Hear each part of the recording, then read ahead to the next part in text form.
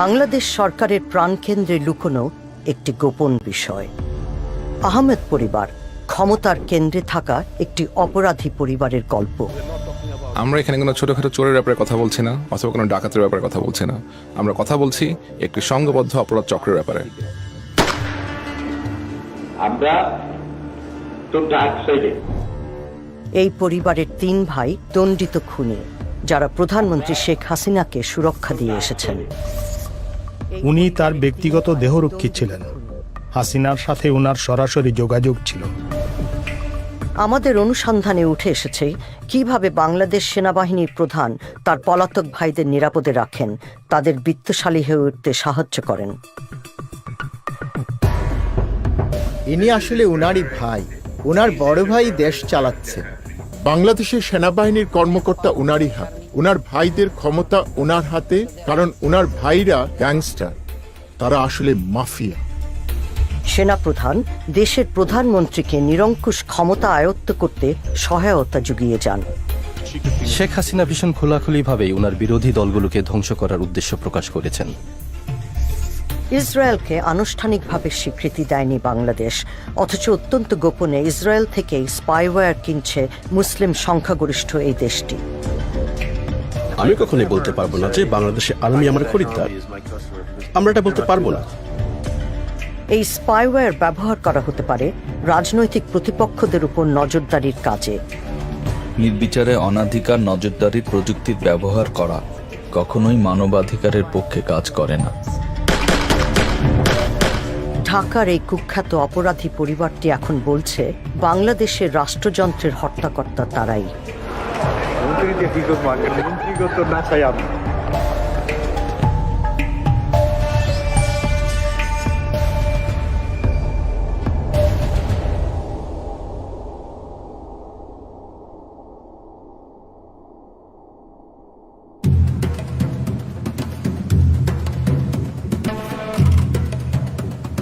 দুর্যোগ ব্যবস্থাপনা বিষয়ে একটি আন্তর্জাতিক সম্মেলন অনুষ্ঠিত হচ্ছে সিঙ্গাপুরে।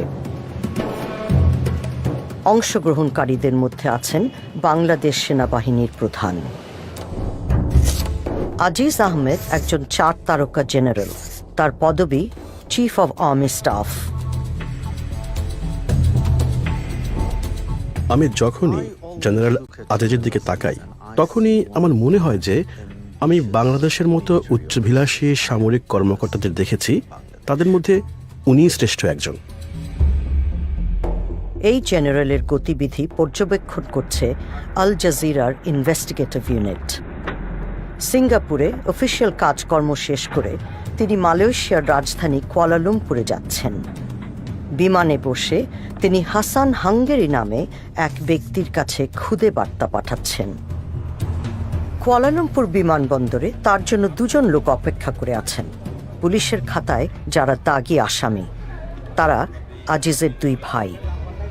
এদের মধ্যে একজন হলেন হাসান হাঙ্গেরি, অর্থাৎ বিমানে বসে আজিজ যাকে খুদে বার্তা পাঠিয়েছিলেন।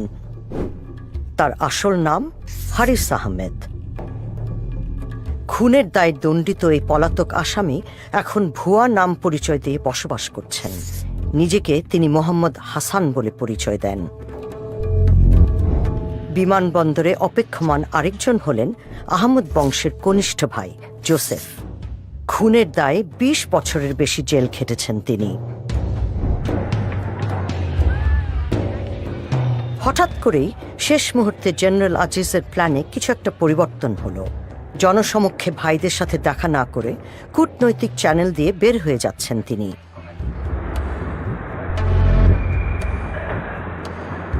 পৃথক গাড়িতে বিমানবন্দর থেকে বের হচ্ছেন তার ভাইয়েরা।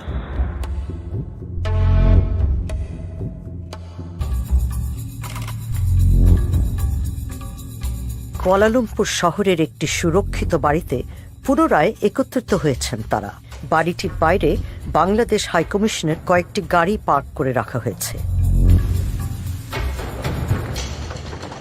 আমাদের পর্যবেক্ষণকারী দল বাড়িটির উপর নজর রাখছে। পরের দিন জেনারেল আজিজ ছোট ভাই জোসেফকে সাথে নিয়ে এই বাড়িতে ফিরলেন। তখন গেটের ভেতর থেকে বের হয়ে আসলেন আরেকজন ব্যক্তি। জেনারেল আজিজকে অনুসরণ করতে গিয়ে আমরা আহমেদ পরিবারের জ্যেষ্ঠ সদস্য আনিসের দেখা পেয়ে গেছি। আনিস আহমেদ তার ভাইদের সাথে একই খুনের মামলায় দোষী সাব্যস্ত হয়েছিলেন। তারপর থেকেই তিনি পলাতক। এই দেশে তিনি এক বিত্তশালী জীবন গড়ে তুলেছেন। কুয়ালালামপুরের যে বাড়িতে এই পরিবারের লোকজন অবস্থান করছেন, সেই বাড়ির দলিলপত্র থেকে দেখা যাচ্ছে এর মালিক আনিস আহমেদ ও মোহাম্মদ হাসান। ইনি হারিস, আজিজের ভাই। তারপর এখানে আনিস আহমেদকে দেখা যাচ্ছে। আনিস আহমেদ হলো তাদের আরেকজন ভাই, যিনি এখন পলাতক। অবাক বিষয় যে উনি উনার নাম পরিবর্তন করেননি। কূটনৈতিক গাড়ির পাহারায় 4 ভাই যাত্রা শুরু করেছেন। এই সন্ধ্যায় তাদের গন্তব্য বাংলাদেশ হাইকমিশন। একসময় এরা ছিল পাড়ার মাস্তান। এখন তারা ক্ষমতা বাড়াচ্ছে বাংলাদেশে আর সম্পদ গড়ছে বিদেশে। আজিজ সেনাপ্রধান, আনিস পলাতক আসামি, যাকে আমরা মালয়েশিয়ায় খুঁজে পেয়েছি। জোসেফ 2 দশকের হাজতবাসী, আর হারিস এক পলাতক খুনি।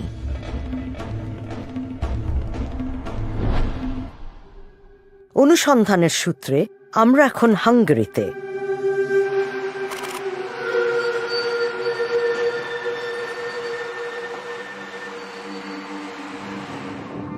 গত 5 বছর ধরে হারিস আহমেদ হাঙ্গেরির রাজধানীতে দ্বৈত জীবন যাপন করছেন।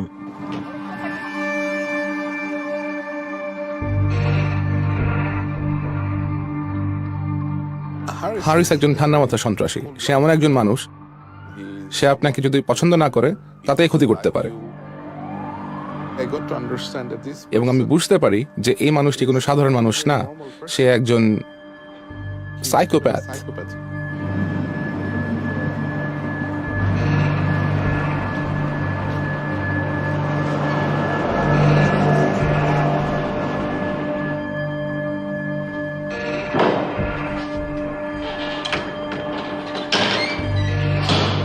হারিসের সাথে ব্যবসায়িক যোগাযোগ ছিল এমন একজনের সাথে আমাদের কথা হয়।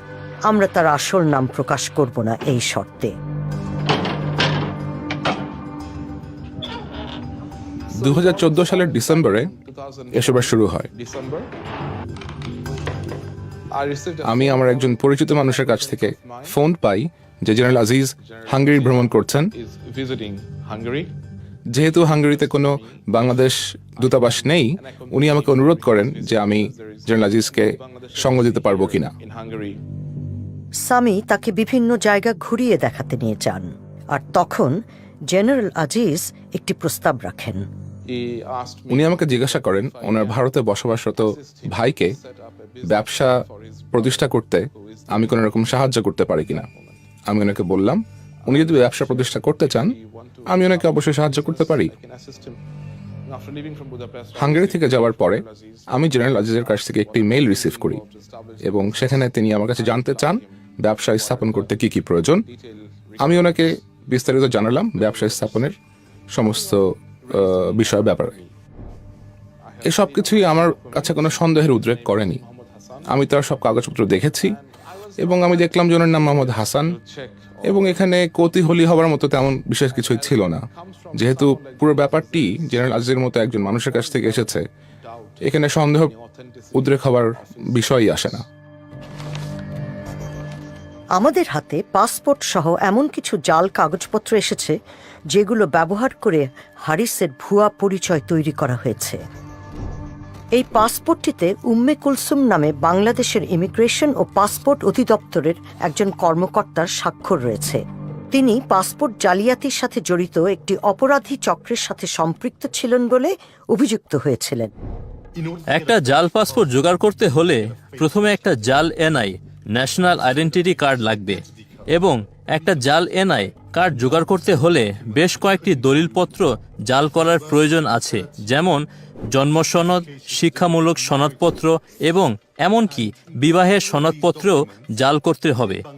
এবং বাংলাদেশের এত সব জাল দলিলপত্র জোগাড় করায় উনি দেশের মধ্যেই কয়েকটি বেআইনি বা অপরাধমূলক কাজ করেছেন। তারপরে তো উনি এইসব ব্যবহার করেছেন একটি পাসপোর্ট পাওয়ার জন্য, এবং এই পাসপোর্টটি একটি মিথ্যে নামের জাল পাসপোর্ট, এবং এই পাসপোর্টটি নিয়ে উনি যে সব দেশে ভ্রমণ করেছেন সে সব দেশের আইন ভঙ্গের জন্যও উনি অপরাধী। আমাদের হাতে আসা নথিপত্রগুলো জেনারেল আজিজের অফিস থেকেই পাঠানো হয়েছিল। আজিজ তখন বর্ডার গার্ড বাংলাদেশ বা বিজিবির মহাপরিচালক ছিলেন। এখানে আরেকটি আশ্চর্যজনক ঘটনা দেখতে পাচ্ছি। এই দলিলে সাক্ষী দিয়েছেন মেজর সুজাউল হক এবং ব্রিগেডিয়ার জেনারেল হাসনাত, যারা দুজনই বিজেপিতে আছেন যখন জেনারেল আজিজ বিজেপির প্রধান ছিলেন। তাই সম্ভবত ধরে নেওয়া যায় যে আজিজ এই দুই ব্যক্তিকে জাল দলিলে সই করতে বাধ্য করেছেন। বিজিবির আরেক কর্মকর্তা মেজর সামি রশিদ এই ইমেলটি পাঠিয়েছিলেন, যেটির অনুলিপি গেছে আজিজের কাছেও। ইমেইলে আছে বাংলাদেশের একটি ব্যাংকে মোহাম্মদ হাসান নামক একজন ব্যক্তির অ্যাকাউন্টের প্রত্যয়ন সংক্রান্ত একটি ডকুমেন্ট। এইসব জাল নথিপত্র পাঠানোর ক্ষেত্রে মেজর রশিদের ভূমিকার প্রমাণ হিসেবে একটি ডেলিভারি নোটও আমাদের হাতে এসেছে। এই দলিলপত্র জাল করার জন্য এবং হাঙ্গারিতে পাঠানোর জন্য জেনারেল আজিজ সেনাবাহিনীর বেশ কয়েকজন উচ্চ পদের অফিসারদেরকে সহযোগিতা করতে বাধ্য করেছেন।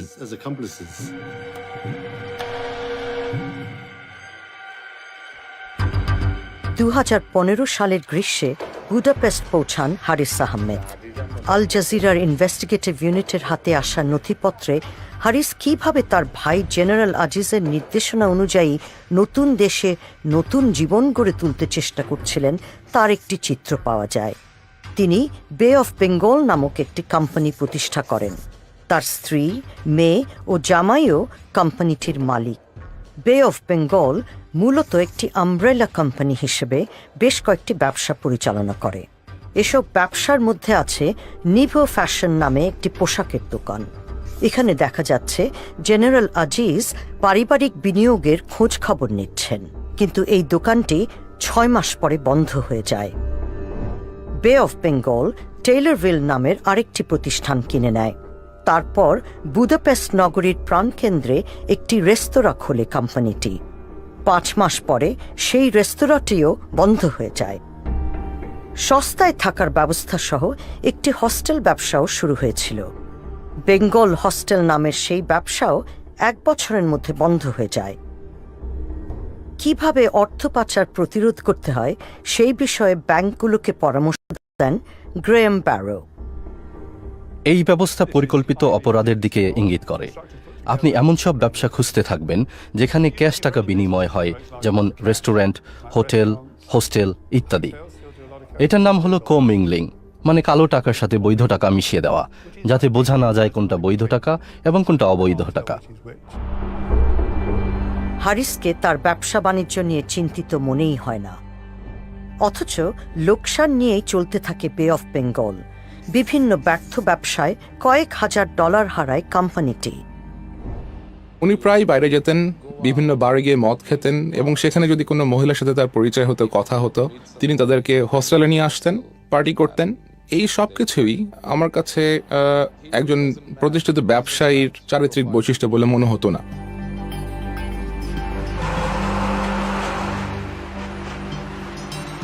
সামি একসময় আবিষ্কার করেন যে হারিসের আর্থিক আগ্রহ মূলত অন্য কোথাও। আমরা তো ডার্ক সাইডে। হারিস মূলত ব্যবসায়িক লেনদেনের ক্ষেত্রে মধ্যস্থতাকারী হিসেবে কাজ করেন।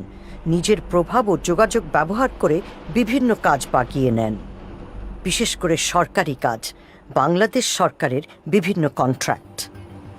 এখন এই একটা কইলাম আপনার সিক্রেট, এইটা দিয়ে পয়সা কামাইতারেন, কামাইয়া লাগাইতারেন। বাংলাদেশ সেনাবাহিনীর কাছে হাঙ্গেরিতে তৈরি বুলেট সরবরাহের একটি কন্ট্রাক্ট বাগাতে হারিস সামির সাহায্য চান। এটা আপনি আর আমি পারবো, একটু আপনার আমি ইনশাল্লাহ চ্যালেঞ্জ করে বিতারি, কিন্তু আমি তো প্রবার হয়ে যেতে পারি না। আমি তো ভাই বুলেট হলে 1 নম্বর পৃথিবীর সেরা বুলেট, আর আর্মি এটা বাংলাদেশে একমাত্র নাই। হারিস নিজে পেছনে থেকে সামিকে সামনে রেখে কাজটি করতে চান। আমি যেহেতু ওনার ভাই, এই হিসাবে আমি আর্মিতে কোনো জায়গায় আমি শোবো না, আপনি সইবেন। কাজের দরকার, আমাকে পয়সার দরকার। আমার শো দরকার কি? আমি ওইখানে আপনার লগে যে বইয়া থাকবো, আমি কে পরিচয় দিবেন না? দেখেন নাকি আমি পয়সা দিই আপনারা, আপনি খাইবেন, আমি খাবো, এটা তো আর অটোমেটিক, এখানে তো আর অন্য কিছু না, এখানে ডাইরেক্ট চলে যাবো পয়সা। হারিস জানতে পারেন যে তার অজান্তেই বাংলাদেশে সামরিক পণ্য সরবরাহের একটি চুক্তি হয়ে যাচ্ছে। তিনি চুক্তিটি ভেস্তে দেওয়ার পরিকল্পনা করেন। যে এরকম আমি যদি আটকায় না দিতে পারছি, আটকায় আপনার কাছে যদি না এসে দৌড়ে ওকে, তাহলে আমার নাম হারিস না। ওকে, আর্মিতে কথা বলতেছি, দেখেন না কটা বাজে বাংলাদেশে? বাংলাদেশ এখন বাজে 7টা-8টা মতো বাজে। তিনি প্রায় বাংলাদেশের বিভিন্ন মানুষজনকে ফোন করতেন এবং খুব জঘন্যভাবে তাদেরকে গালিগালাজ করতেন, এবং ফোনের মধ্যেই তিনি তাদেরকে খুব বাজেভাবে তিরস্কার করতেন। হারিস বাংলাদেশের সামরিক গোয়েন্দা সংস্থা ডিজিএফআই এর একজন কর্মকর্তাকে ফোন করছেন।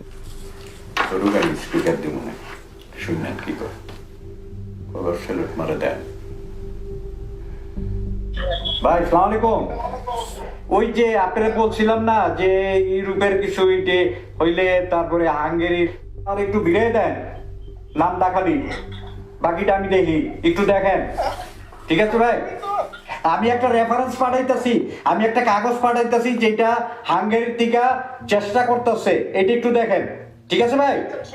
ওকে ভাই। নিজের ব্যবসার বিভিন্ন খুঁটিনাটি নিয়ে সামির সাথে আলাপ করছেন হারিস। তারপর আমি তো জানি হাঙ্গেরি কিছু হইলে যদি আমার কাছে না আসে, ওই বেটা কোনো কিছু নিতে পারবো না, এই পর্যন্ত নেই নেই। আমি খালি কেটালাম দেখবেটা নিয়ে থাকে, আমার একটা প্রমাণ দায়ী তারা কানটা কাইটা কুত্তার গলায় তুমি একেবারে, এখানে কুত্তা আছে না, দরকার পয়সাটা কিনেই না কুত্তার গলায় দিয়ে দেবো। হারিসের দাবি তার কার্যকলাপ প্রধানমন্ত্রী শেখ হাসিনার আশীর্বাদেই চলছে। প্রধানমন্ত্রী শুনতে হয় কইছে যে আরিজ ওখানে যদি কিছু করতে চাও করুক, আমরা হেল্প করবো, আর কি চাই।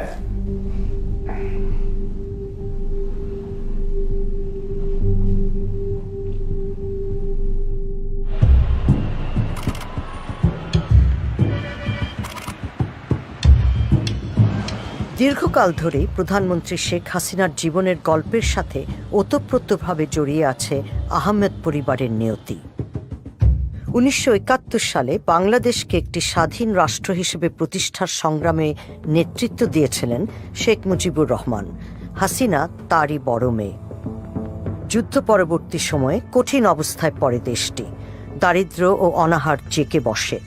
আইন শৃঙ্খলা পরিস্থিতি সম্পূর্ণরূপেই ভেঙে পড়ে। ব্যাপক সংকটের মুখে শেখ মুজিব বিরোধী দলগুলো বিলুপ্ত করে দেন। অভ্যুত্থান ঘটায় সেনাবাহিনী। হাসিনা ও তার বোন তখন ইউরোপে। জার্মানির অ্যাম্বাসেডর ফোন করলেন, তো উনি আমাকে বললেন যে বাংলাদেশে সামরিক অভ্যুত্থান হয়েছে। এই খবরটি শোনা মুহূর্তেই আমার মনে হলো যে কেউ আর নেই, সম্ভবত আমরা সবাইকে হারিয়েছি। কিন্তু তখনও আমরা জানতে পারিনি যে সঠিক ঘটনাটা কি।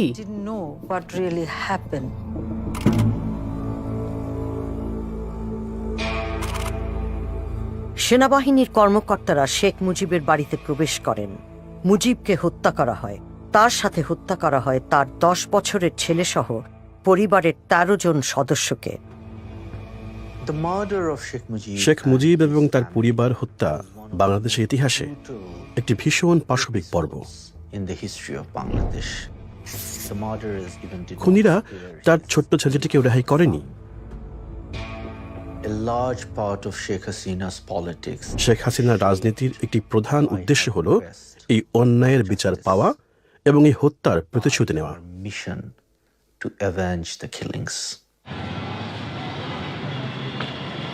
শেখ মুজিবকে যেখানে হত্যা করা হয়েছিল তার 2 কিলোমিটারেরও কম দূরত্বে মোহাম্মদপুর নামক একটি এলাকায় আহমদ পরিবারের বসবাস। 5 সন্তানের মধ্যে দ্বিতীয় হলেন আজিজ। তিনি তখন বয়সে কিশোর। উনারা ভীষণ দরিদ্রের মধ্যে মানুষ হয়েছিলেন। ইকবাল পরিবারটিকে জানতেন। তিনি আমাদের তার পরিচয় গোপন রাখতে বলেছেন। উনার বাবা একটি সামান্য চাকরি করতেন, আর উনি যা রোজগার করতেন তাতে উনাদের সংসার চলত না। দারিদ্র্য ও রাজনৈতিক হানাহানির মধ্যে বেড়ে ওঠা 5 আহমেদ ভাইয়ের মধ্যে যুবা বয়সেই ঘনিষ্ঠ বন্ধন গড়ে ওঠে। কিন্তু এদের মধ্যে আজিজ গড়ে তোলেন স্বতন্ত্র পরিচয়। 1981 সালে তিনি বাংলাদেশ সেনাবাহিনীতে যোগদান করেন। অন্য 4 জন, আনিস, হারিস, জোসেফ ও আরেক ভাই টিপু, তারা অপরাধের পথ বেছে নেন।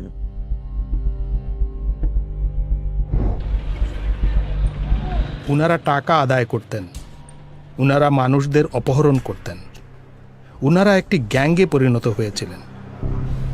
প্রথমে খুব ছোটখাটোভাবে শুরু করলেন, কিন্তু পরে উনারা মানুষদের খুন করা শুরু করলেন। ঢাকাতে বিশেষ একটা এলাকা ওনাদের আয়ত্তে ছিল, মোহাম্মদপুর ওনাদের দখলে ছিল, এবং এই এলাকাটি ওনারা ভাগাভাগি করে নিয়েছিলেন ওনাদের নিজেদের মধ্যে এবং অন্যদের সঙ্গে।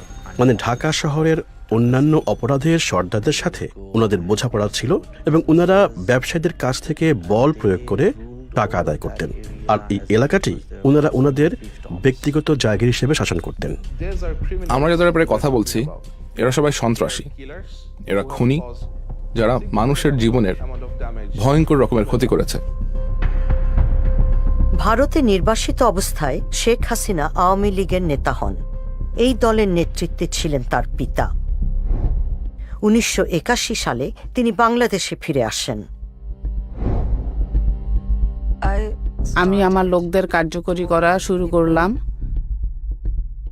তখনকার সরকার আমাকে বাধা দেবার চেষ্টা চালায় যাতে আমি ফিরে না আসি, কিন্তু আমি গণতন্ত্রের জন্য কাজ করার উদ্দেশ্য নিয়ে ফিরে আসার সিদ্ধান্ত নিলাম। সামরিক বাহিনী তখন দেশ পরিচালনা করছে। বেশ কয়েকবার তখন হাসিনাকে গৃহবন্দী করা হয়। তার জীবনের উপর আঘাতও আসে। এক সহকর্মীর সাথে জেনারেল আজিজের ফোনালাপের গোপন রেকর্ডিং আল জাজিরার ইনভেস্টিগেটিভ ইউনিটের হাতে এসেছে। এই কথোপকথন 2020 সালের। আজিজ বর্ণনা করছেন কিভাবে তার ভাইয়েরা শেখ হাসিনার দল আওয়ামী লীগের নেতাদের নিরাপত্তা দিতেন। বাংলাদেশে ফিরে আসার পর আওয়ামী লীগ নেতাদের সুরক্ষায় নিজের ভাইদের ভূমিকা। যখন হলো আওয়ামী লীগ ওই জাতীয় পার্টির সময়, যখন হলো সবচেয়ে খারাপ সময় যাচ্ছিল, যখন তারা তাদের কেন্দ্রীয় অফিসে বসতে পারতো না, তখন কিন্তু my brothers they were the main strength of this party. কেন্দ্রীয় নেতারা এসে আমার ছোট ভাইয়ের অফিসে বসে তারা হলো পার্টির হলো প্রোগ্রাম এখান থেকে অ্যানাউন্স করতো তারা, কারণ অন্য জায়গায় তারা নিরাপদ মনে করতো না, তো তারা ছিল ইয়াতে। আহমেদ পরিবার ত্রাস জাগানিয়া, তবে অন্যদের প্রতিশোধের শিকারও হতে হয় তাদের। খুন হয়ে যান এক ভাই টিপু। টিপু খুব বড় এক গুন্ডা ছিল, শার্প শুটার যাকে বলে, খুবই বুদ্ধিমান। ভাইদের মধ্যে সবচেয়ে বুদ্ধিমান সেই ছিল। তখন এমন এক সময় ছিল যখন রাজনীতিবিদ ও সন্ত্রাসী মাস্তানদের একে অপরকে প্রয়োজন ছিল। এইসব দলগুলো তারা চাঁদাবাজিতে জড়িত ছিল, রাস্তায় ছোটখাটো চুরি ডাকাতি করত বা ব্যবসায়ীদের কাছ থেকে অর্থ উত্তোলন করত। তাছাড়া প্রয়োজন মাফিক রাজনীতিবিদদের শক্তি হিসেবেও কাজ করেছিল। সাধারণত তারা কোনো একজন রাজনীতিবিদদের সাথে জড়িত থাকত এবং কোনো এক বিশেষ সময়ে সুবিধা অনুযায়ী এই রাজনীতিবিদরা তাদেরকে ব্যবহার করতেন। 90-এর দশকের মাঝামাঝি সময়ে হাসিনার ব্যক্তিগত নিরাপত্তা দলে যোগদান করেন হারিস আহমেদ। ইনি হারিস, শেখ হাসিনা। ইকবাল ওই সময় থেকে হারিসকে চেনেন। উনি শেখ হাসিনার ব্যক্তিগত দেহরক্ষী ছিলেন এবং এই মিটিংটি মোহাম্মদপুরে হচ্ছে। এটা হারিসের এলাকা। উনি সব মিটিং আয়োজন করতেন। এদিকে এই ফোনালাপে জেনারেল আজিজ বলছেন আওয়ামী লীগের নেতাদের প্রতি শেখ হাসিনার সাম্প্রতিক একটি বক্তব্যের কথা। অনারেবল সেইড যে দেখো ওর ভাইরা কে আমার থেকে বেশি তোমরা জানো না। প্রধানমন্ত্রী এই আহমেদ পরিবারের আনুগত্যের কথা তুলে ধরে বর্তমান নেতাদের নিষ্ক্রিয়তা নিয়ে তিরস্কার করছেন, কারণ এই পরিবারই তাকে আঘাতের হাত থেকে বাঁচিয়েছিল। জানো না কোথায় ছিল যখন হলো নাই যে যখন আমার বাড়িতে গ্রেনেড হামলা করে, আমার বাড়িতে এরকম করে, আমি কোথায় ছিল তোমরা? এই চিফের ভাইরা আমার আশেপাশে ছিল, তারা ছিল তখন আমার মেইন চালিকা শক্তি। তোমরা কোথায় ছিল তখন?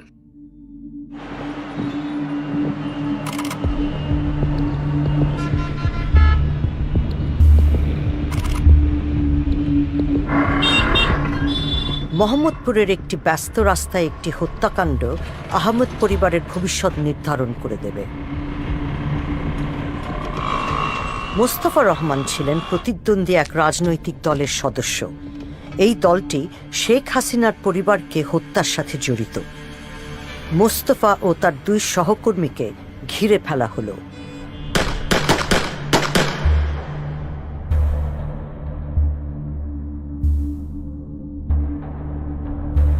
মোস্তফাকে দ্রুত হাসপাতালে নিয়ে যাওয়া হয়। তিনি একজন ম্যাজিস্ট্রেটের কাছে সাক্ষ্য দেন। জোসেফ, হানিস এবং হারিস আমাকে গুলি করেছে। হারিস বন্দুক দিয়ে আমাকে গুলি করেছে। জোসেফ আমার কোমর থেকে বন্দুক নিয়ে আমার পেটে গুলি করে। অন্যদের হাতেও বন্দুক ছিল এবং তারা এলোমেলো গুলি করে।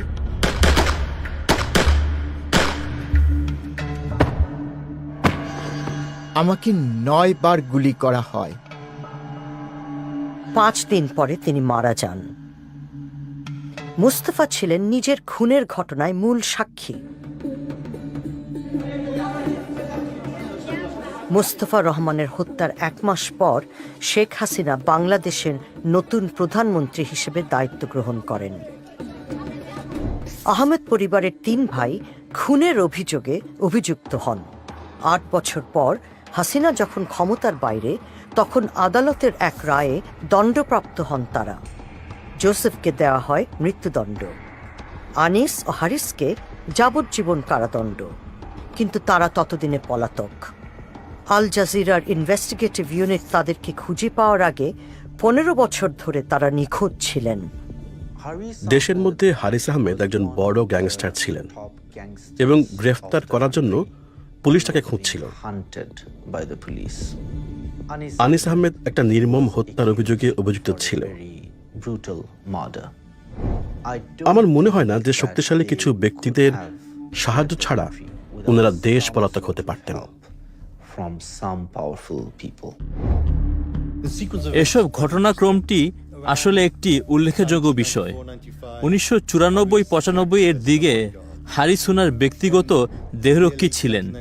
ঠিক তার 1 বছর পরে 1996-এ এক ব্যক্তি হত্যা হন, যিনি সম্ভবত শেখ হাসিনার রাজনৈতিক প্রতিদ্বন্দ্বী ছিলেন, এবং হারিস সহ তার 3 ভাই এই হত্যার অভিযোগে অপরাধী হন। হয়তো তিনি মনে করেন তিনি এই সব বিষয়ে যত কম জানবেন ততই ভালো।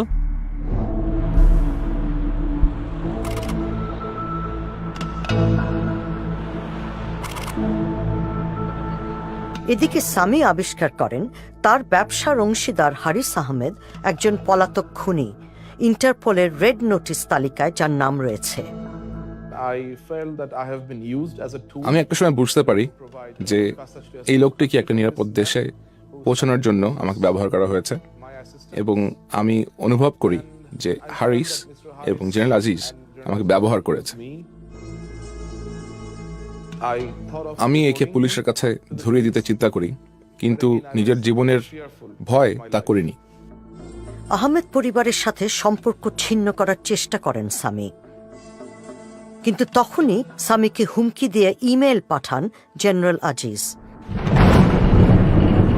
আপনি হাসানের সব সমস্যা সমাধান করার দায়িত্ব নিয়েছিলেন। আপনার নীরবতাতে আমি অন্য গন্ধ পাচ্ছি। জেনারেল আজিজ তার কথায় প্রচন্ড রকম ক্ষোভ প্রকাশ করেন। তিনি আমার উপর প্রচন্ড রকম ক্ষিপ্ত হন এবং তিনি আমাকে চরম ভয় দেখিয়ে ইমেল পাঠান। আমার ভাইকে যদি ফিরে আসতে হয় তাহলে যারা দায়ী তাদের জীবনে অনেক আফসোসের কারণ থাকবে।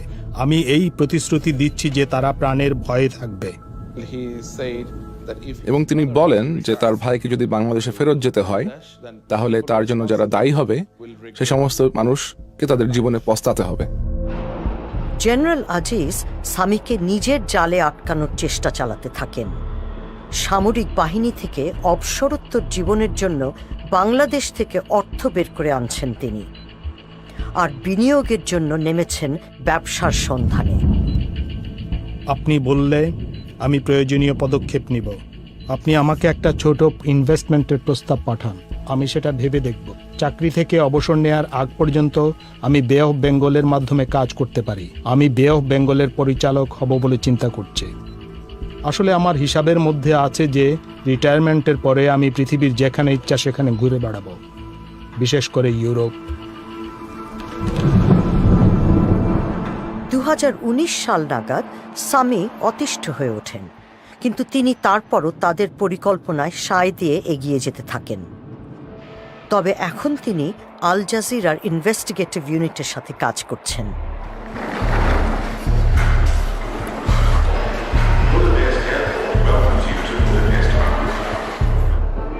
হারিস একটি ব্যবসায়িক সফর শেষে ফিরছেন। আসসালামু আলাইকুম। কেমন আছেন? হ্যাঁ, ভালো আছেন? এই যে মিস্টার রহমান, আমি কানাডার রহমান, কানাডা। হারিস এসে পৌঁছেছেন, আর তার সাথে কানাডা ভিত্তিক আর্থিক পরামর্শদাতা মোহাম্মদ রহমান। তার ওয়েবসাইট অনুসারে মোহাম্মদ রহমান একটি ইমিগ্রেশন পরিষেবা প্রতিষ্ঠান পরিচালনা করেন, যা বিত্তশালী বাংলাদেশিদের বিদেশে আবাস অর্জনে সহায়তা করে। দলের সাথে রয়েছেন হারিসের সহকারীও।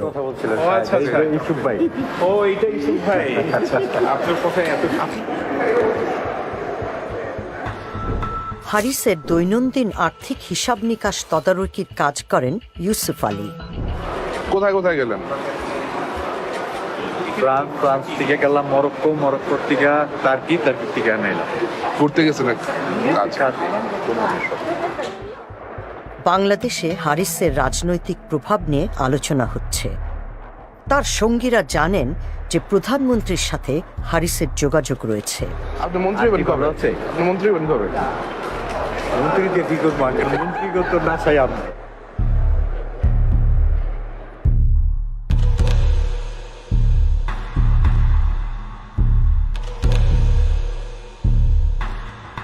আপাত দৃষ্টিতে ব্যবসায় সাফল্য না পেলেও নতুন বিনিয়োগের জন্য হারিসের কাছে প্রচুর অর্থ রয়েছে।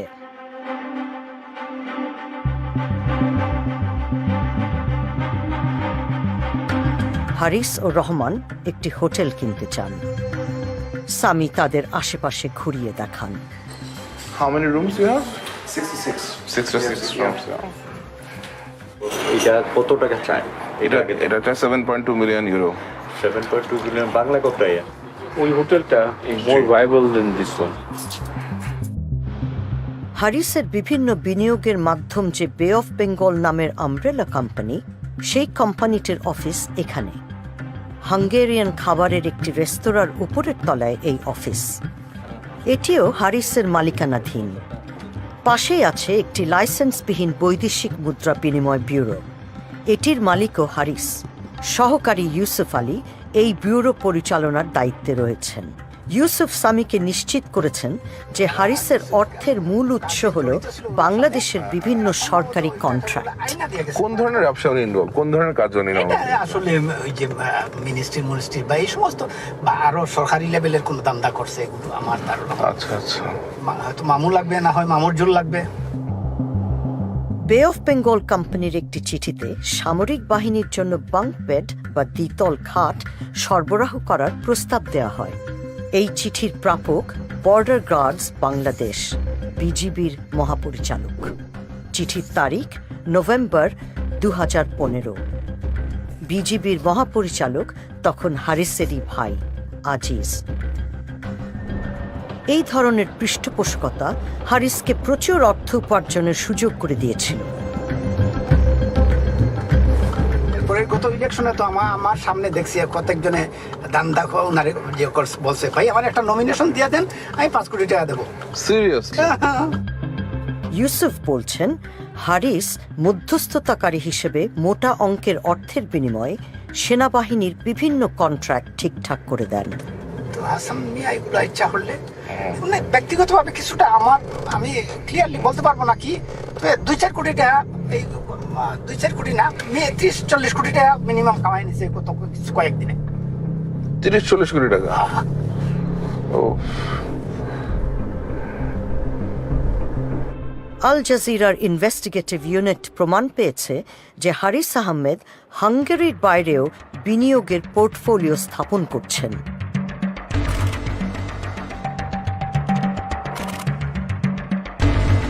সেই একই মিথ্যা পরিচয় ব্যবহার করে তিনি ফ্রান্সে গড়ে তুলছেন এক ব্যবসায়িক সাম্রাজ্য। 2018 সালের নভেম্বরে তিনি একটি কোম্পানির আংশিক মালিকানা কিনেন। এই কোম্পানি কম্পিউটার ও আইটি নিয়ে কাজ করে। কোম্পানিটির 2টি নিবন্ধিত অফিস রয়েছে, একটি অবস্থিত প্যারিসের উপকণ্ঠে। সেখানে মোবাইল ফোন বিক্রি করা হয়, পাশাপাশি রয়েছে ইন্টারন্যাশনাল মানি ট্রান্সফারের ব্যবস্থা।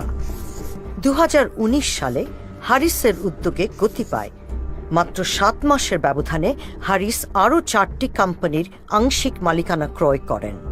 এপ্রিল মাসে তিনি স্নিগ্ধা নামক একটি ফাস্ট ফুডের ব্যবসা শুরু করেন। তারপর মে মাসে তিনি TPTY নামক একটি রিটেল কোম্পানির অংশীদারিত্ব কিনে নেন। কিছুদিন পরেই তিনি সেই অংশটুকু বিক্রি করে দেন। তার ব্যবসার এই ধরন ও কৌশল অর্থ পাচারের সাথে অসঙ্গতিপূর্ণ নয়। কোম্পানি যেভাবে তৈরি করা হয়েছে, তাদের অধিক্ষেত্র যেরকম, যেই ধরনের ব্যাংক অ্যাকাউন্ট, ব্যবসার পরিসীমা যেই রকম, বা উনি যেসব ক্ষেত্রে জড়িত আছেন, এইসব পদ্ধতির অবৈধ অর্থ সাধারণ অর্থে প্রবেশ করিয়ে বৈধ অর্থে পরিণত করার নির্দেশ করে। যেখানে ব্যবসার পরিমাণ বেশি, সেখানে সাধারণ দৃষ্টিতে অবৈধ অর্থ লুকানো সম্ভব হয়, সেখানে চোখে ধুলো দেওয়া সোজা হয়। 2019 সালের জুনে ফ্রান্সে তিনি বে অফ বেঙ্গল কোম্পানির নিবন্ধন সম্পন্ন করেন। এই কোম্পানি একটি ভারতীয় রেস্তোরাঁর মালিক। নভেম্বর মাসে ইনফো বে অফ বেঙ্গল নামে আরও একটি নতুন কোম্পানি। এই দোকানটি হল কোম্পানিটির নিবন্ধিত ঠিকানা। প্যারিসের শহরতলিতে 3টি সম্পত্তিতে তার মালিকানা আছে। এগুলোর মধ্যে একটির আনুমানিক মূল্য প্রায় $250,000। কর্পোরেট নথিপত্রে দেখা যাচ্ছে হারিস উদ্যমের সাথে ব্যবসা ও সম্পত্তি কিনেই চলেছেন। ইউরোপিয়ান ইউনিয়নের রেসিডেন্সি ব্যবহার করে ফ্রান্সে অর্থ সরাচ্ছেন তিনি। যে রেসিডেন্সি বা বসবাসের অধিকার তিনি পেয়েছেন ভুয়া নথিপত্র ব্যবহার করে। অবৈধ অর্থ প্রথমে সাধারণ অর্থে প্রবেশ করা হয়, তারপর লেয়ারিং করে বিভিন্ন কোম্পানি এবং বিভিন্ন দেশের মধ্য দিয়ে এই টাকা পাচার হয়। তারপরে এই টাকা প্রচলিত অর্থনীতিতে পুনর্বহাল করা হয়। অবৈধ অর্থ বৈধ করার জন্য ঘর বাড়ি কেনার চেয়ে আর কি ভালো উপায় থাকতে পারে? এটাই সবচেয়ে সহজ উপায়।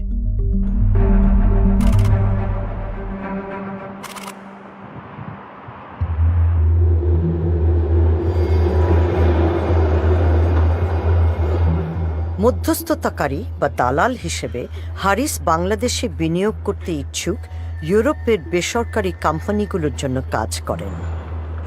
কানাডার সেই ব্যবসায়ী মোহাম্মদ রহমান এসেছেন কয়েক মিলিয়ন ডলারের একটি সম্ভাব্য চুক্তি নিয়ে আলোচনায় হারিসকে সহায়তা করতে। হারিস ও রহমানকে বলা হয়েছে যে একদল ব্রিটিশ বিনিয়োগকারী বাংলাদেশের হোটেল বাণিজ্যে কয়েক মিলিয়ন ডলার বিনিয়োগের চেষ্টা করছেন। সেজন্য সামি একটি ব্রিটিশ বিনিয়োগ ফার্মের সাথে হারিস ও রহমানের একটি ভিডিও কনফারেন্সের আয়োজন করেছেন। হারিস তার মোহাম্মদ হাসান নামটি ব্যবহার করছেন।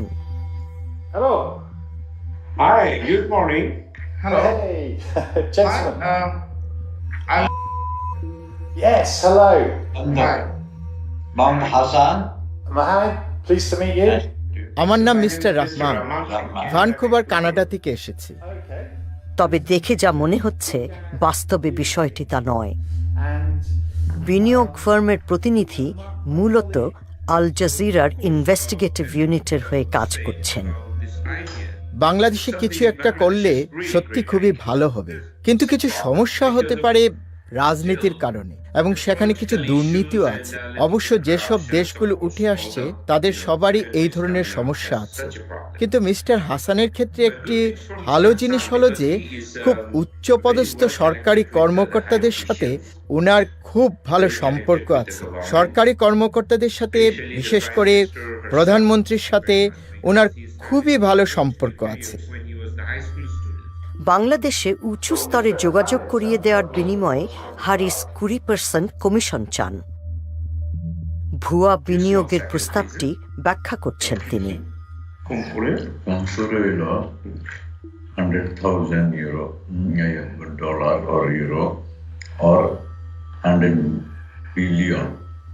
এটা ইনভেস্ট করতে হবে যদি 5 স্টার বা এনি বিজনেস ঢাকা করতে চায়, ফর ল্যান্ড বাই পারচেজ এত মিলিয়নের নিচে কোনো মানে সুইটেবল ওই ধরনের ব্যবসা হবে না। আমাদের যেটা ওইটাই 20% ফর অল লিকুইডেশন।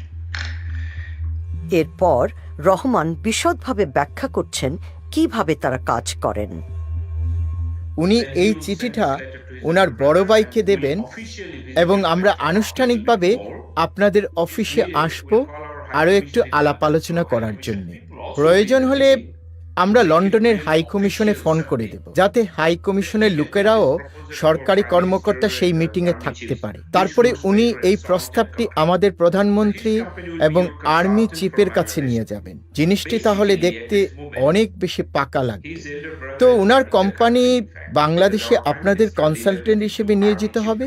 সত্যি কথা বলতে এই মুহূর্তে ওনার বড় ভাই আসলে দেশ চালাচ্ছেন, কারণ আমাদের প্রধানমন্ত্রীর দেশ চালানোর সব দায়িত্ব আর্মি চিফের হাতে ছেড়ে দিয়েছেন। ইনি আসলে উনারই ভাই।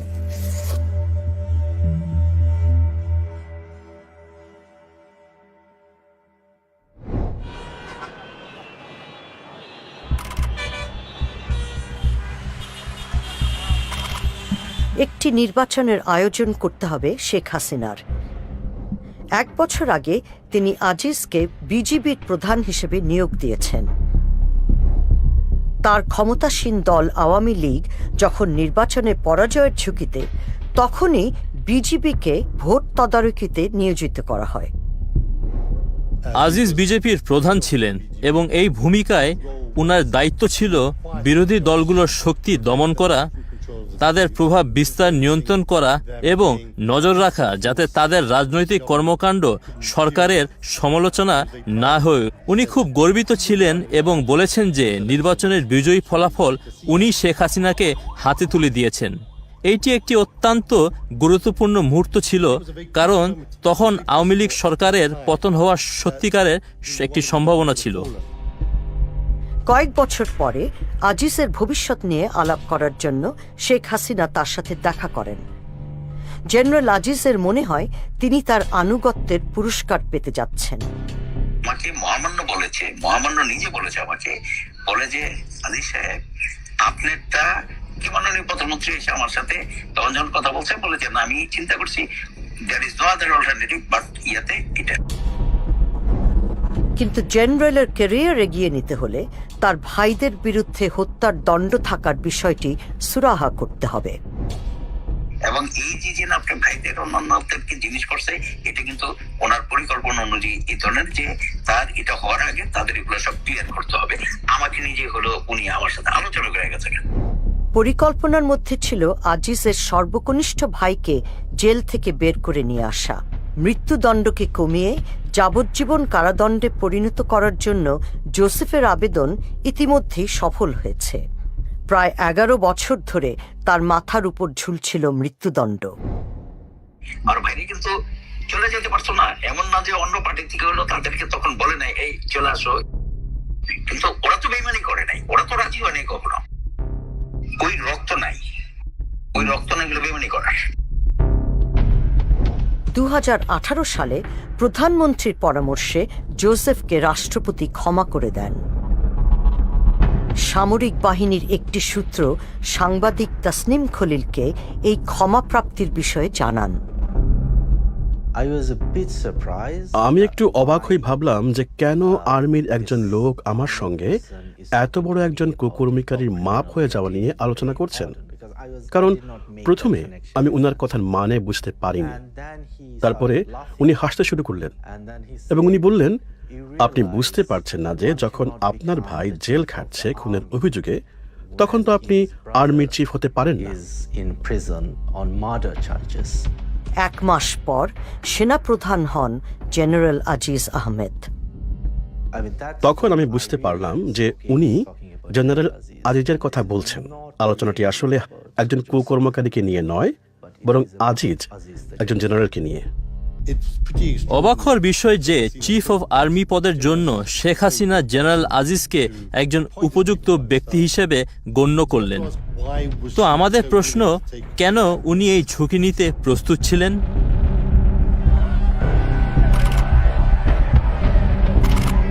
ডিসেম্বরে শেখ হাসিনা আরও একটি নির্বাচন করেন।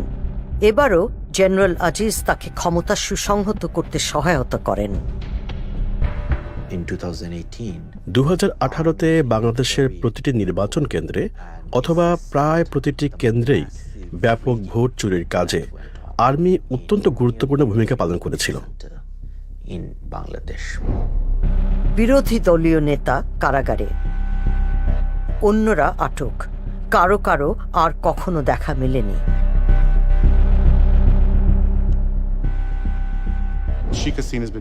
উনার পরিবার, উনি এবং বাংলাদেশ যে একই জিনিস, এই দুইটির মধ্যে যে কোনো পার্থক্য নেই, উনি সেই অনুভূতিটি প্রতিষ্ঠিত করার চেষ্টা করে চলেছেন।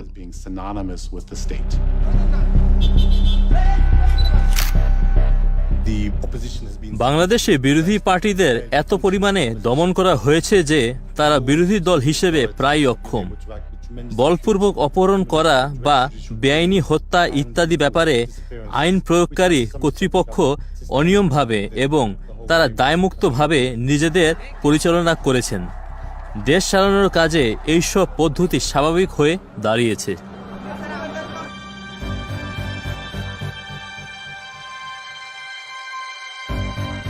আল জাজিরার ইনভেস্টিগেটিভ ইউনিটের হাতে এমন কিছু নথিপত্র এসেছে যেখানে দেখা যায় কিভাবে বাংলাদেশের নিরাপত্তা বাহিনীগুলো শেখ হাসিনার রাজনৈতিক প্রতিপক্ষদের বিষয়ে তথ্য সংগ্রহ করে। এর মধ্যে রয়েছে একটি স্পাইওয়্যার কেনার চুক্তিপত্র। চুক্তিপত্রের তারিখ 2018 সালের 26 জুন, অর্থাৎ জেনারেল আজিজ সেনাবাহিনীর নিয়ন্ত্রণ গ্রহণের ঠিক পরের দিন। এই চুক্তিপত্রে স্ট্যাম্প ও স্বাক্ষর রয়েছে বাংলাদেশের সামরিক পণ্য ক্রয়ের দায়িত্বপ্রাপ্ত সংস্থা প্রতিরক্ষা ক্রয় মহাপরিদপ্তরের।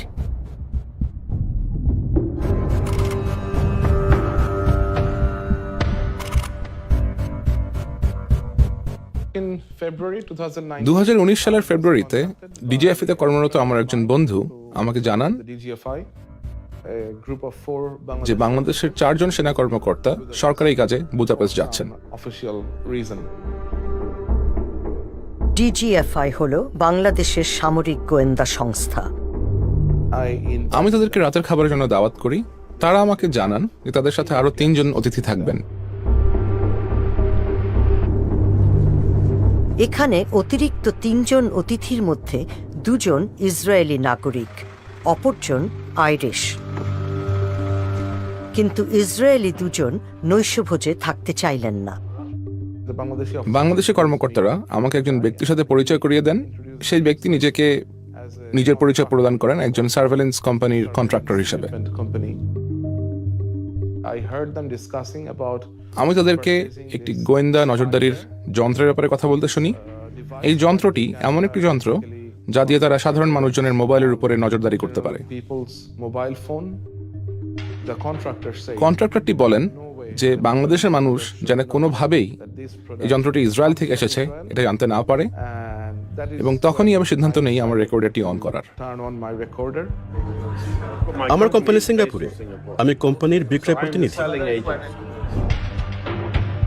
এই চুক্তির মধ্যস্থতাকারী হলেন সভরেন সিস্টেমসের জেমস ম্যালোনি।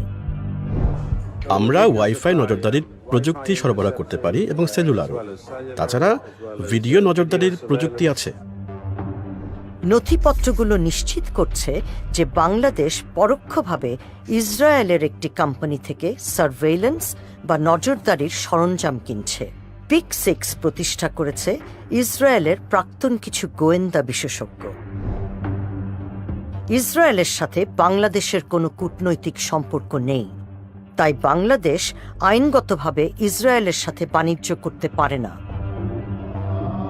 বাংলাদেশ বিশ্বের তৃতীয় বৃহত্তম মুসলিম দেশ। একটি স্বাধীন ফিলিস্তিন রাষ্ট্র না হওয়া পর্যন্ত ইসরায়েলকে স্বীকৃতি না দেওয়ার নীতি দেশটির। সিঙ্গাপুর ভিত্তিক সভরেন সিস্টেমস মূলত মধ্যস্থতাকারী হিসেবে কাজ করছে, তবে সভরেন সিস্টেমসের ওয়েবসাইটেও PIC6-এর কোনো নামগন্ধ নেই। এগুলো ইসরায়েলি জিনিস। আমার এইসব প্রযুক্তি খোলাখুলিভাবে প্রচার করি না। আমাদের ওয়েবসাইটে সেলুলার বা ওয়াইফাই নজরদারির প্রযুক্তির কোনো উল্লেখ নেই। আমি মানুষের দৃষ্টি আকর্ষণ করতে চাই না। বুদাপেস্টের বাইরের একটি ওয়্যারহাউসে 4 জন বাংলাদেশি গোয়েন্দা কর্মকর্তাকে প্রশিক্ষণ দেন ওই 2 ইসরায়েলি। আমরা বাংলাদেশি কর্মকর্তাদের ছবি অস্পষ্ট করে দিয়েছি। মাঝের ব্যক্তিটি হলেন জেমস মেলোনি। 2 ইসরায়েলি গোয়েন্দা বিশেষজ্ঞকে আমরা শনাক্ত করতে পারিনি। মন্তব্যের জন্য PIC6-এর সাথে যোগাযোগ করা হলে কোনো সাড়া পাওয়া যায়নি। এই স্পাইওয়্যারের ম্যানুয়ালে P6 ইন্টারসেপ্টের কথা বলা হয়েছে। এটি একটি ইমসি ক্যাচার বা স্টিংরে হিসেবেও পরিচিত।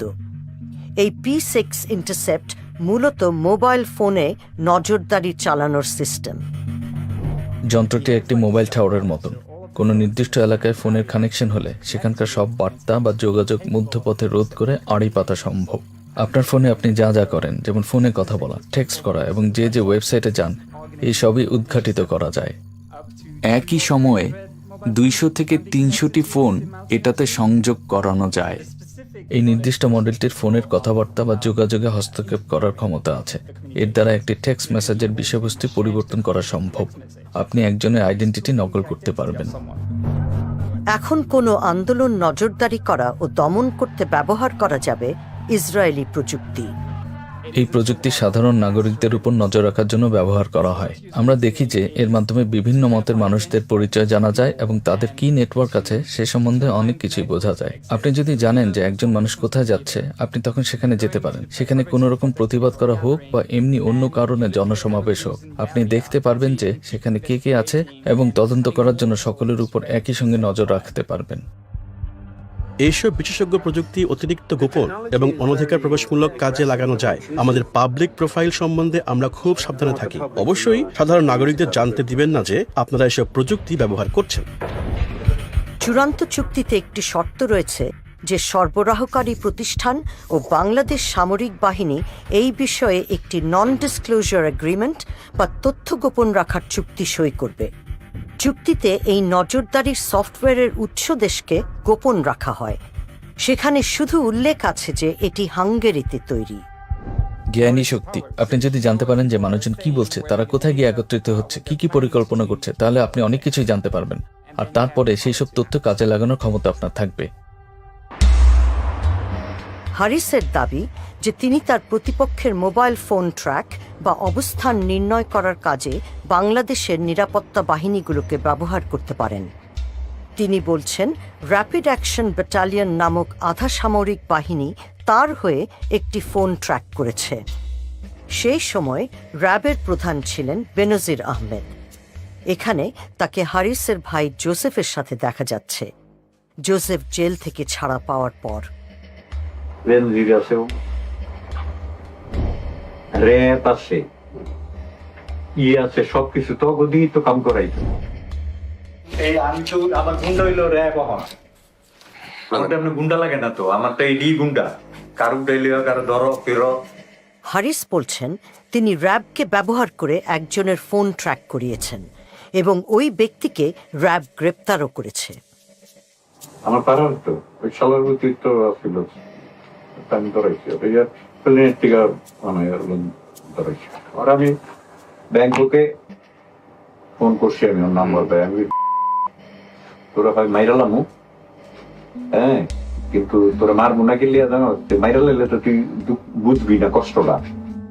সেলিম প্রধান সম্প্রতি জুয়ার ব্যবসায় জড়িত থাকার অপরাধে দোষী সাব্যস্ত হয়ে 6 মাসের সাজা পান।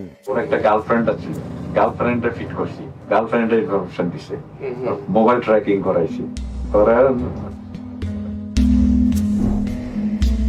2020 সালের এপ্রিলে বেনজির আহমেদ র্যাব থেকে বদলি হয়ে বনে যান বাংলাদেশের সবচেয়ে ক্ষমতাধর পুলিশ কর্মকর্তা।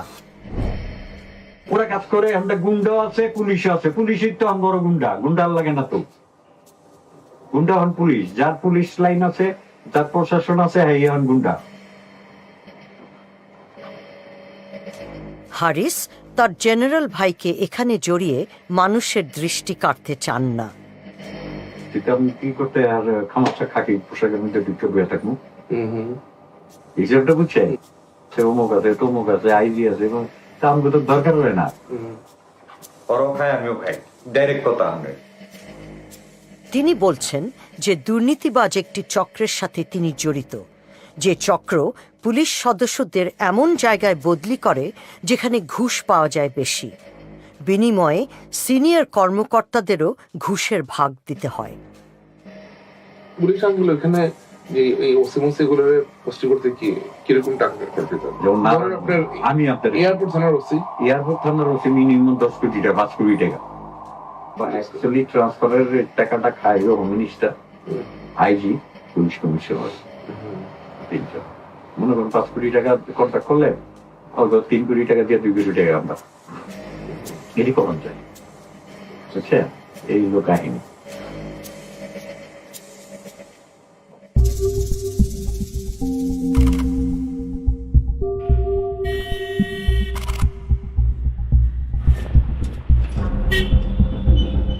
মোহাম্মদপুরে, যেখানে আহমদ ভাইরা শৈশব কাটিয়েছিলেন, সেখানে নিজেদের স্বার্থ হাসিলে র্যাবকে ব্যবহার করছেন তারা।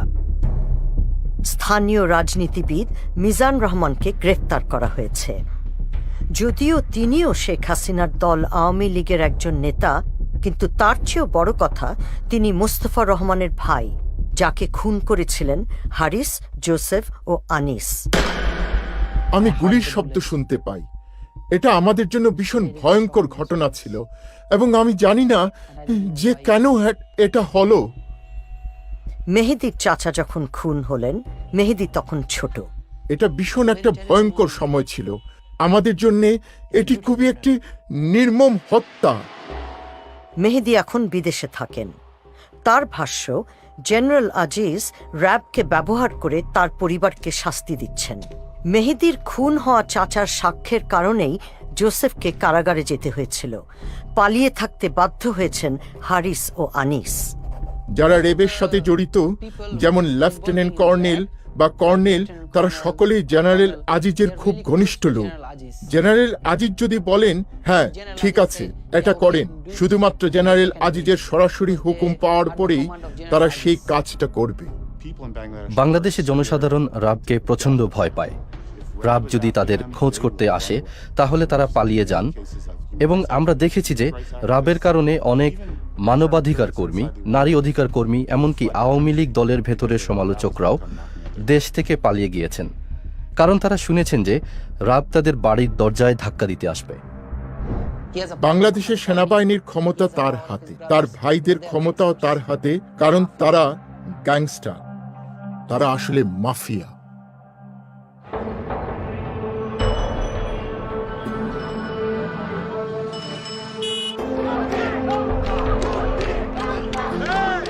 মোহাম্মদপুরে আহমেদ পরিবারের ভাইয়েরা যে এলাকায় বড় হয়েছিলেন, এক তরুণ সদস্য নির্বাচনে লড়ছেন।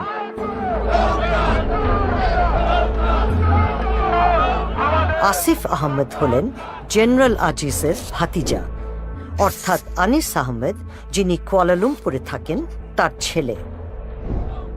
2020 সালের জানুয়ারিতে আসিফ নিজের রাজনৈতিক জীবন শুরু করেছেন। তিনি দুর্নীতি দমনের প্রতিশ্রুতি দিয়ে নির্বাচনে জিতেছেন। এবং দুর্নীতিটা আশা করি অনেক কমে আসবে। আমাদের মাননীয় প্রধানমন্ত্রী দুর্নীতির বিরুদ্ধে যেভাবে অভিযান চালাচ্ছে, সেটার ভয়ে অনেকে হয়তো ইনশাল্লাহ সামনে দুর্নীতি করার সাহস রাখবেন না। আমি তাকে অনেক ধন্যবাদ জানাই এরকম শক্ত একটা পদক্ষেপ করার জন্য। নিজের দলের লোকজনকে সে ছাড় দেয়নি এই দুর্নীতি বিরোধী অভিযান করার জন্য। ধন্যবাদ।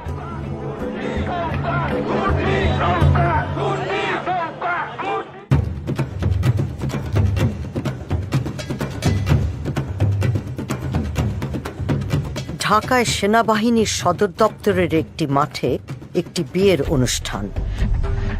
স্বর্ণসজ্জিত বর জেনারেল আজিজ আহমেদের বড় ছেলে। আমি তো কখনোই কল্পনা করতে পারিনি যে উনি ঠিক এভাবে নাচতে পারেন। আচ্ছা, ইনি হলেন আজিজ আর এইজন হারিস। হারিস খুনের অভিযোগে পলাতক, অথচ সে এই বড় জাঁকজমক একটি বিয়ের অনুষ্ঠানে এসেছেন। সেখানে চিফ অফ আর্মি স্টাফ উপস্থিত আছেন। হারিসের মতো আনিসও মালয়েশিয়া থেকে ঢাকায় ছুটে এসেছেন।